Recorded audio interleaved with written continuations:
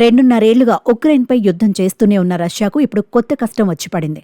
ఆ దేశం వాడుతున్న T-90 యుద్ధ ట్యాంకులను ట్యాంకు విధ్వంసక క్షిపణులతో ఉక్రెయిన్ తునాతునకలు చేస్తుండటంతో వాటిని కాపాడుకోవడానికి రకరకాల అమరికలతో నానా తంటాలు పడుతోంది. తన ట్యాంకులకు ప్లైవుడ్ షీట్లు, రూఫ్ ప్యానెలింగ్ రేకులతో, ఇనుప చువ్వలతో రక్షణ కవచాన్ని కడుతోంది. దాంతో అవి ట్యాంకుల్లా కాకుండా కదిలే ఇళ్లలాగా కనిపిస్తున్నాయి. కవచంలో ఉన్న తావేలులా కనిపిస్తున్న ఆ ట్యాంకులను ఉక్రెయిన్ సైనికులు టర్టిల్ ట్యాంకులు అని పిలుస్తూ ఎగతాళి చేస్తున్నారు. ప్రస్తుతం యుద్ధరంగంలో రష్యా 3 రకాల యుద్ధ ట్యాంకుల్ని వాడుతోంది. అవి T-72, T-80, T-90 ట్యాంకులు. శత్రు సైనికులపై నిరంతరాయంగా కాల్పులు జరపడానికి వీలుగా ఈ ట్యాంకుల్లో ఆటో లోడర్ సదుపాయం ఉంటుంది. అంటే ఒకసారి కాల్పులు జరిపాక వాటిలో మందుగుండు పెట్టడానికి మనుషులు అక్కర్లేదు. ఒక షెల్ ఫైర్ అయిన తర్వాత దాని స్థానంలో మరో షెల్ లోడ్ అవుతుంది.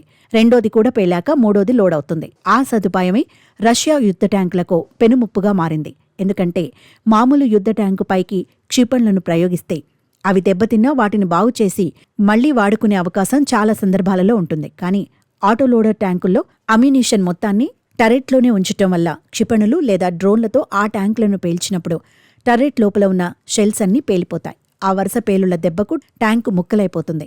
ఏం జరుగుతుందో అర్థమయ్యేలోపే ట్యాంకులో ఉన్న సైనికులు మాడి మసైపోతారు. రష్యా ట్యాంకుల్లో ఉన్న ఈ లొసుగు గురించి తెలుసుకున్న ఉక్రెయిన్ జావెలిన్, ఎన్లా, స్టుగ్నా వంటి ట్యాంకు విధ్వంసక క్షిపణులతో, డ్రోన్లతో విరుచుకుపడుతోంది. దీంతో రష్యా తన ట్యాంకులను రక్షించుకోవడానికి ఇలా రకరకాల ఏర్పాట్లు చేస్తోంది. అయితే వీటి వల్ల లాభాల కన్నా నష్టాలే ఎక్కువగా ఉన్నాయి. యుద్ధ ట్యాంకులకు ఉండే పలు ప్రయోజనాలు ఈ కొత్త అమరికల వల్ల రష్యా T-90లకు లేకుండా పోతున్నాయి. టరెట్ చుట్టూ అమర్చిన రక్షణ కవచం వల్ల ఆ ట్యాంకుల తాలూకు గన్ కదలికలు ఒకవైపుకు మాత్రమే పరిమితమైపోతాయి. వేరే వైపు కాల్పులు జరపాలంటే ట్యాంకు మొత్తం ఆ వైపుకు తిరగాల్సిందే. అలాగే ఈ అమరికల వల్ల ట్యాంకు లోపల ఉండే సైనికులు కేవలం తమ ముందు ఏముందో మాత్రమే చూడగలుగుతారు. ట్యాంకుల్ని ఇలా తయారు చేయటం వల్ల సైనికుల్లో స్థైర్యం దెబ్బతింటుంది. ఈ నేపథ్యంలో భారత్ కూడా ముందు జాగ్రత్త పడుతోంది. ఉక్రెయిన్తో యుద్ధంలో రష్యా వాడుతున్న T-90 ట్యాంకులు, దానికి ముందు T-72 యుద్ధ ట్యాంకులు భారతదేశం వద్ద కూడా ఉన్నాయి.